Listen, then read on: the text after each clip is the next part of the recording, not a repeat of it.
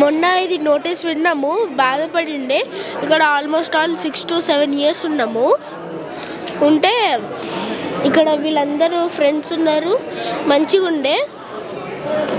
ఈ 5,000 crores తోటి వేరే ప్లేసెస్లో డెవలప్ చేస్తే వాళ్ళకి మంచిగా ఉంటుంది. ఇక్కడ ఇల్లులు కూల్ చేసి అమ్యూజ్మెంట్ పార్క్ కట్టి ఇది స్టాచ్యూస్ కడితే ఏమొస్తుందని నేను అడుగుతున్నా.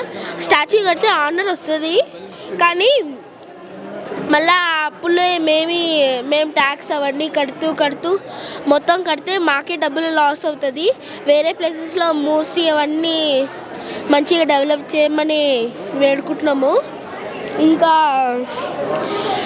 వేరే ప్లేసెస్లో డెవలప్ చేయాల్సిన ప్లేసెస్లో అవన్నీ చేయకుండా ఇక్కడ 450 ఫ్యామిలీస్ ఇంకా 500 ఫ్లాట్స్ అవన్నీ డిస్ట్రాయ్ చేసి ఇక్కడ కడితే ఏమొస్తుందని మేము అనుకుంటున్నాము. అది మాకు ఇంకా నెక్స్ట్ మంత్ స్టార్టింగ్లో ఉన్నాయి. ప్రిపరేషన్ చేసుకుంటున్నాము. ఇంకా ఓకే, ఇంకా అంతే. ఇంకా ఇది మంచిగా అయిపోతే డిస్టర్బింగ్గా ఉంది, కానీ ఇది మంచిగా అయిపోతే అప్పుడు మళ్ళీ ఎగ్జామ్స్ అవన్నీ మంచిగా రాసుకోవచ్చు. ఇది మేమందరం friends at least more than 6 years వరకు ఇక్కడనే ఉన్నాము.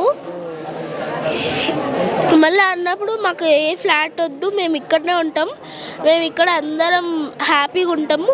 ఎవ్రీ ఫెస్టివల్స్కి అన్నీ ఏమీ రిలీజియన్ ఫైట్స్ లేవు, అవేం లేవు. ఎవ్రీ ఫెస్టివల్కి అందరు మంచిగా అందరు వచ్చి చిన్న ఫ్యామిలీ లాగా అందరు మంచిగా ఉంటారు.